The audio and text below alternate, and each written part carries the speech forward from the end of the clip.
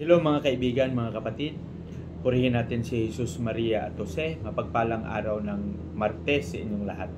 Ngayong araw ay nasa ika-25 araw na tayo sa buwan ng Pebrero, 2025. At sa araw na ito ay ginugunita natin ang pag-alaala sa malakihang pagtitipon ng mga tao sa IDSA upang ipahayag ang kanilang saloobin at maipakita sa pamahalaan ng Pilipinas ang kapangyarihan ng mga tao.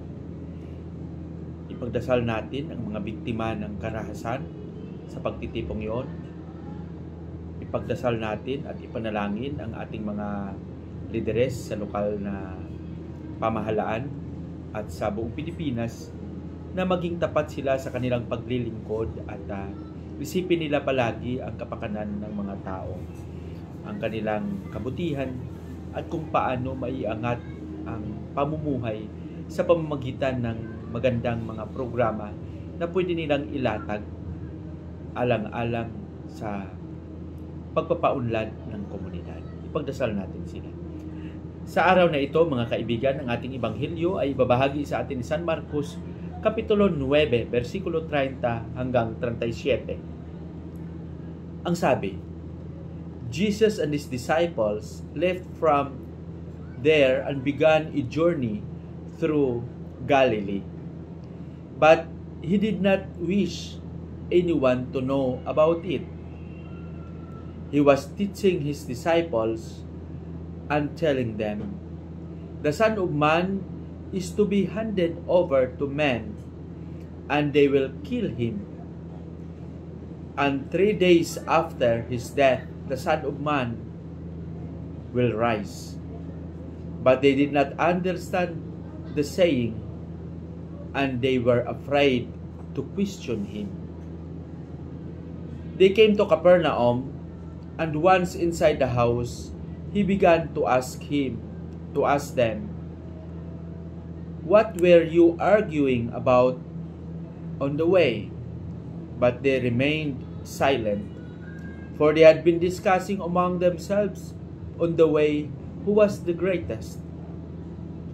Then he sat down, called the 12, and said to them, "If anyone wishes to be first, he shall be the last of all, the servant of all."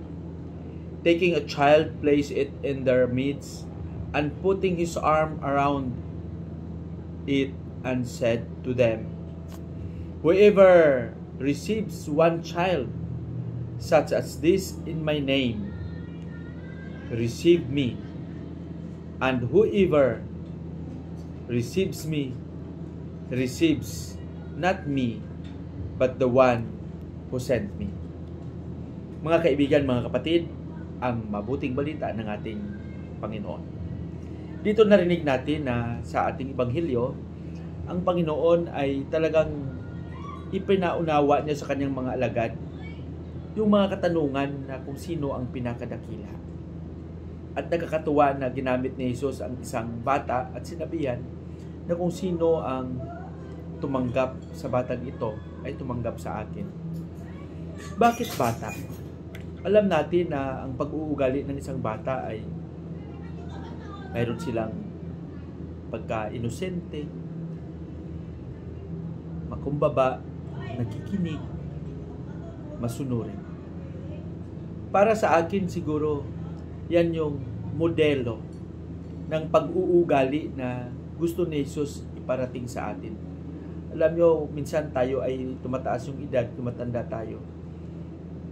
Nariyan palagi yung pag-uugali na parang gusto natin tayo lang ang pakinggan. Wala na tayong time na makinig. Na parang kababaan ng ating moral kung magsunod tayo sa iba. Kababaan ng ating moral kung inuutusan tayo. Diba? Parang ganyan na pag-iisip. At napansin natin sa mga bata, hindi ganun. Basta kausapin lang natin sila ng seryoso, ipaliwanag kung ano ang mga dahilan, talagang nakikinig sila. out of their innocence, they really put their trust sa mga nakakatanda. At napansin din natin sa mga bata na kung magkaroon man ng pagkakataon na mag-away-away sila, madali lang sa kanila na kalimutan ang mga ginawa nila. Hindi gaya ng mga may edad na nagtatanim ng galit. Kaya siguro sa akin, ito yung pinakadahilan bakit ginamit ni Jesus yung larawan ng isang bata. Na sana katulad ng isang bata, magkaroon tayo ng pag-uugali na makinig, sumunod, magkaroon ng kababaang loob.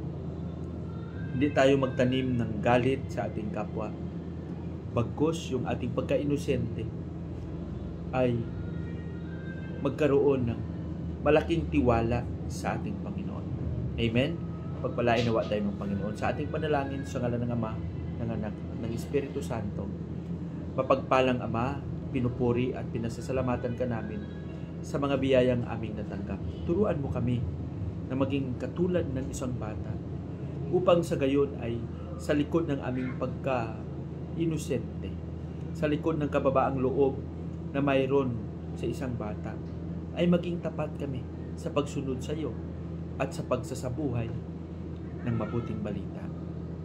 Amen.